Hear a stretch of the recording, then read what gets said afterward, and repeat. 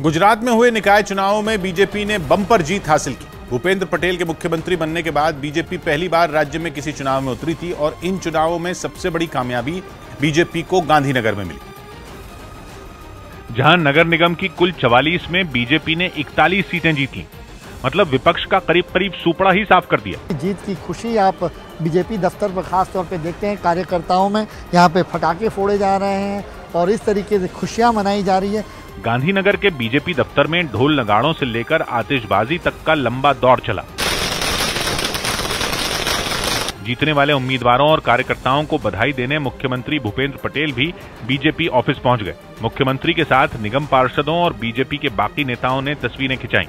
गुजरात के बाकी शहरों में भी बीजेपी का खेमा जोश में दिखा। अहमदाबाद में भी बीजेपी दफ्तर में जीत का जश्न मनाया गया।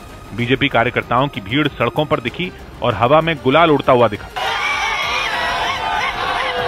बीजेपी कार्यकर्ताओं ने जीत के रंगों के साथ ढोल नगाड़ों का भी इंतजाम किया, तो बनासकांठा में तो बीजेपी नेताओं ने एक लंबा विजय जुलूस निकाला।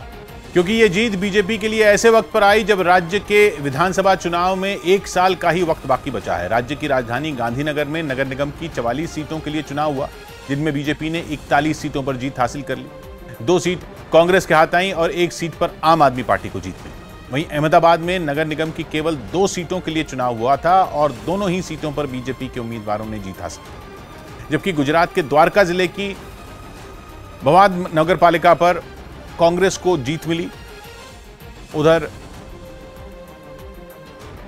24 सीटों में 16 पर कांग्रेस ने जीत दर्ज की और 8 सीटों पर बीजेपी को जीत मिली। जबकि द्वारका जिले की ही ओखा नगर पालिका पर बीजेपी ने बड़े अंतर से कांग्रेस को पछाड़ दिया। कुल 36 सीटों पर चुनाव हुए, जिनमें 34 सीटें बीजेपी ने जीत ली और कांग्रेस के खाते में केवल 2 सीटें आई। बनासकांठा में भी नगर पालिका की 24 सीटों के लिए चुनाव हुए, जिनमें 20 पर बीजेपी और केवल 4 पर कांग्रेस ने जीत हासिल की।